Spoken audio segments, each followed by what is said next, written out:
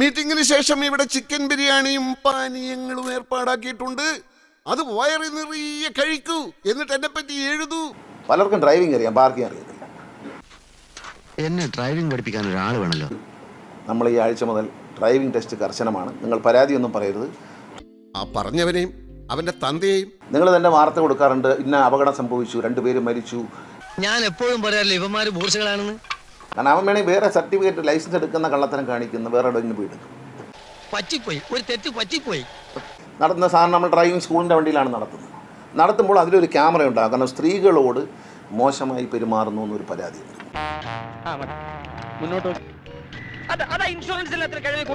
Reverse gear ഇട്ട് വണ്ടി പുറമോട്ട് എടുക്കൂ, ക്ലച്ച് ഔട്ടു. ഒരുവിധ സ്ത്രീകളോടും പുരുഷന്മാരോടും